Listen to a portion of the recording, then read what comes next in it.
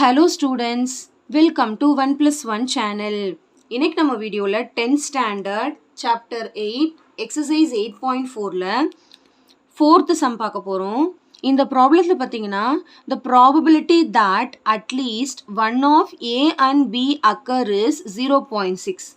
If A and B occur simultaneously with probability 0.2, then find P of A bar plus P of B bar நம்ம இது கண்டுபிடிக்கணும். சரிங்களா? சரி, இப்போ first क्वेश्चनல எப்படி கொடுத்திருக்காங்கன்னா இன்டைரக்ட்டா கொடுத்திருக்காங்க. ஃபர்ஸ்ட் நம்ம மறுபடியும் படிக்கிறேன் பாருங்க. The probability that at least one of A and B occur is 0.6. அதாவது probability of one of A and B. அப்ப என்ன ஒரு அண்டுனால என்னது? Union A and B.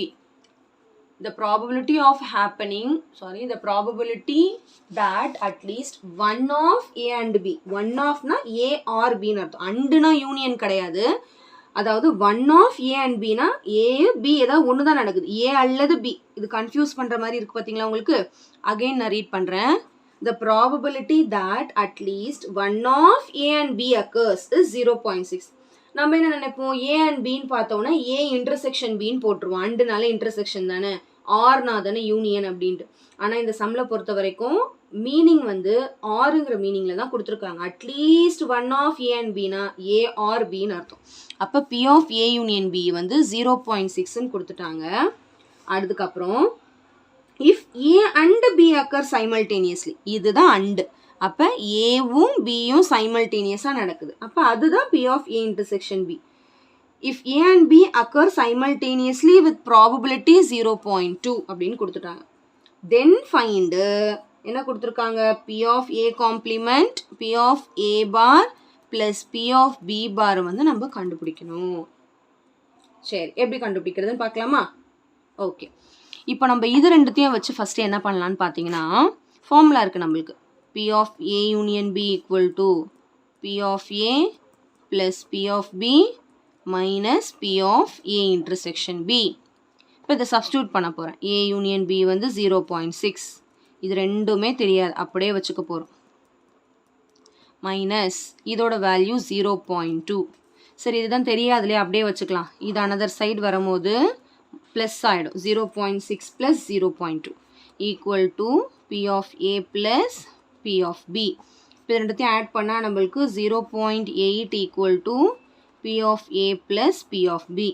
So இப்போ நம்மளுக்கு என்ன ஒரு idea கிடச்சிருக்குன்னா P of A plus P of B எங்கே வருதோ அதுக்கு பதிலாக 0.8 போட்டுக்கலான்னு அர்த்தம். இன்னும் சம் முடியல, நம்ம கண்டுபிடிக்க வேண்டியது A dash B dash. நமக்கு வந்திருக்கிறது AB தான். சரி, இப்போ நம்ம என்ன கண்டுபிடிக்கணும்? P of A dash plus P of B dash கண்டுபிடிக்கணும். இப்போ P of A dash நம்ம எப்படி எழுதுவோம்? 1 minus P of A. Plus அதே மாதிரி P of B dash 1 minus P of B. இப்போ நான் என்ன பண்ண போறேன்னா 1 plus 1 வந்து 2 ஆயிடுச்சு. Minus P of A minus P of B இருக்கா? Minus P of A minus P of B. இதுலேருந்து நான் என்ன பண்ண போறேன்? மைனஸை காமனாக வெளியே எடுத்துட்டேன்னா எனக்கு ஈஸியாக ஆகிடும். ஏன்னா மைனஸை காமனாக வெளியே எடுத்தேன்னா ரெண்டுமே ப்ளஸ்ஸாக மாறிடும். புரியுதுங்களா? 2 மைனஸ் ஆஃப் மைனஸ்ல இருந்தது ப்ளஸ் ஆயிடுச்சு, மைனஸ்ல இருந்தது ப்ளஸ் ஆயிடுச்சு. புரியுதுங்களா? ஏன் அப்படி போடுறோன்னா நமக்கு தான் P of A plus P of B யோட வேல்யூ 0.8 இருக்குல்ல, அப்ளை பண்ணிட்டா ஆன்சர் வந்துடும்ல. புரியுதுங்களா? அப்போ 2 மைனஸ் 0.8 பார்த்தீங்கன்னா 1.2. ஸோ நம்ம கண்டுபிடிக்க வேண்டியது கிடைச்சாச்சு. P of A bar plus P of B bar. அவ்வளோதான். ஒரே ஃபார்முலா வச்சு எப்படி நம்ம எக்ஸசைஸை ஓட்டுறோம் பார்த்தீங்களா? ரொம்ப ஈஸி மேக்ஸ் பொறுத்த வரைக்கும். ஒரே ஃபார்முலா வச்சு தான் நம்ம வந்து ஃபாலோ பண்ணிக்கிட்டே இருப்போம். சரிங்களா?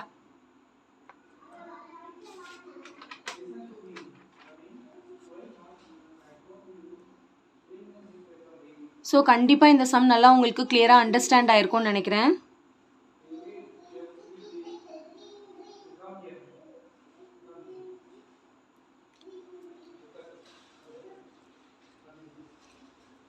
So thank you so much for watching students.